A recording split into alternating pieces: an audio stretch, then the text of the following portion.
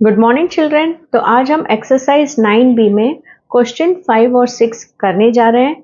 ये कॉन्सेप्ट है इंक्रीज और डिक्रीज परसेंट। यहाँ एग्जाम्पल 14 और ये ट्राई दिस में ये क्वेश्चन भी उसी पर बेस्ड है। तो आज हम ये 4 सम्स करते हैं।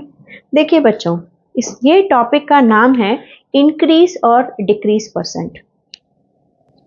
क्वेश्चन पढ़ते हैं। The population of a village increased from 24,500 to 25,000. Find the percentage increase. मतलब ये कह रहे हैं जो हम पॉपुलेशन, एक गांव का पॉपुलेशन जो था वो पहले 24,500 था और थोड़े दिनों के बाद वो 25,000 बन गया। मतलब इंक्रीज हुआ है। तो कितना इंक्रीज हुआ है ये नहीं पूछा है, कितना परसेंटेज इंक्रीज हुआ है ये पूछा है। Find the percentage increase. तो ऐसे सम्स के लिए हम ये फॉर्मूला यूज करेंगे बच्चों।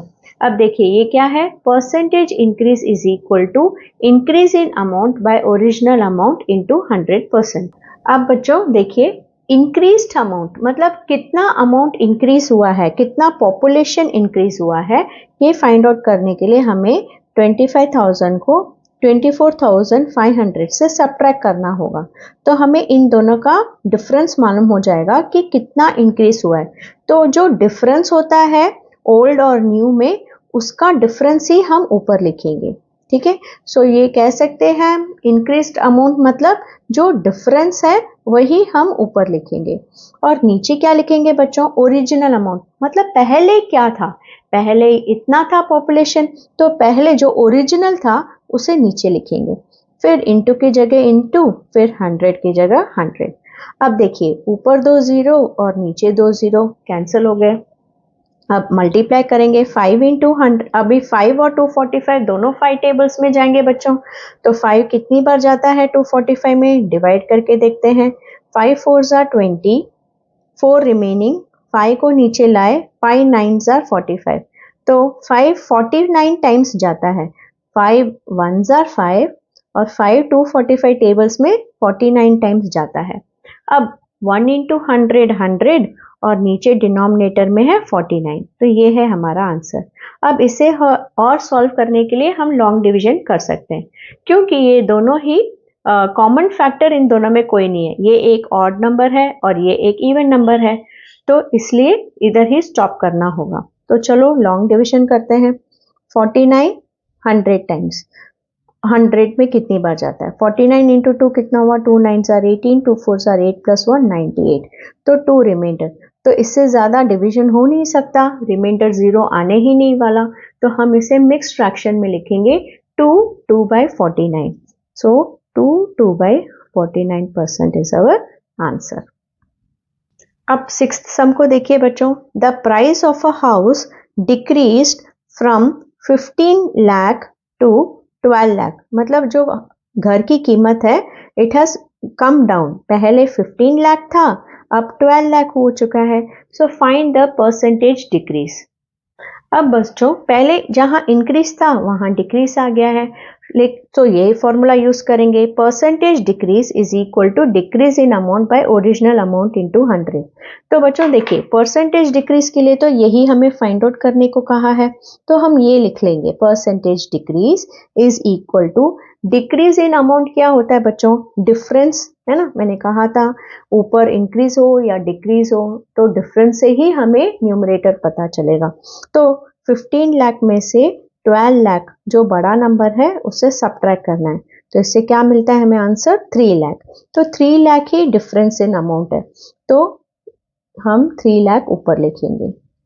फिर ओरिजिनल अमाउंट मतलब पहले घर की कीमत क्या थी, ये ओल्ड है ये न्यू है। जो ओल्ड होता है ना बच्चों वही ओरिजिनल अमाउंट होता है। तो पहले ये था तो ये लिखेंगे 15 लाख, फिर इनटू 100%। अब देखिए ऊपर 5 जीरोस और नीचे 5 जीरोस कैंसिल हो जाएंगे और दोनों ही 3 टेबल्स में जाएंगे। 3 1 जार 3, 3 5 जार 15। अब 100 बाई 5 है आंसर, इसे भी हम कम कर सकते हैं। 5 1 जार 5, 5 2 जार 10, 5 0 जार 0। तो ये हुआ 20%। अब एग्जाम्पल 14 देखते हैं बच्चों। Find the percentage decrease in the price of a shirt. तो कितना डिक्रीज हुआ है शर्ट का price when it is decreased from 80 to 60 rupees, मतलब पहले 80 रुपीज था, अब 60 रुपीज हो गया है। तो परसेंटेज डिक्रीज मतलब हम परसेंटेज डिक्रीज का फॉर्मूला लगाएंगे। Percentage decrease is equal to decrease in amount. बच्चों ऊपर डिक्रीज इन अमाउंट का मतलब क्या होता है? Difference in amount. Increase in amount हो या डिक्रीज इन अमाउंट हो, इन दोनों का मीनिंग हमें यहाँ न्यूमरेटर क्या लिखेंगे? Difference in amount. तो इन दोनों में डिफरेंस क्या है बच्चों? 80 माइनस 60 इज इक्वल टू 20। तो ये डिफरेंस ही ऊपर आएगा 20 बाय ओरिजिनल अमाउंट, मतलब पहले शर्ट की कीमत क्या थी?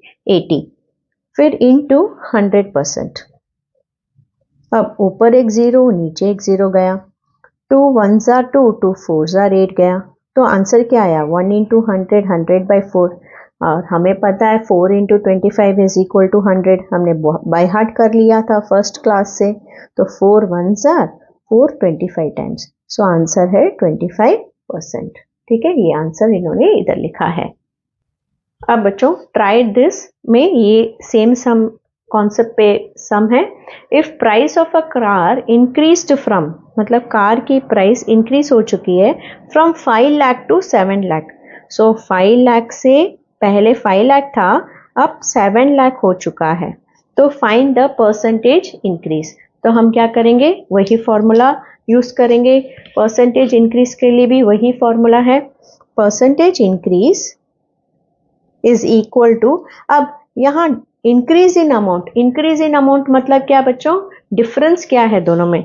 तो दोनों में डिफरेंस क्या है? 7 लाख में से 5 लाख गया तो 2 लाख का डिफरेंस। तो वो 2 लाख को हम ऊपर लिखेंगे, क्योंकि हमेशा हम न्यूमरेटर में क्या लिखते हैं? Difference bye original amount into 100%। मतलब ओरिजिनल मतलब पहले कार की कीमत क्या थी? 5 लाख थी। Original amount into 100%। अब देखिए ऊपर 5 जीरोस नीचे 5 जीरोस कैंसिल, और 500 में कितनी बार जाएगा? 20 times. So 2 into 20, 40% has been increased. ठीक है बच्चों, तो आज के क्लास में इतना ही। हमने आज इंक्रीज और डिक्रीज परसेंट भी सीख लिया।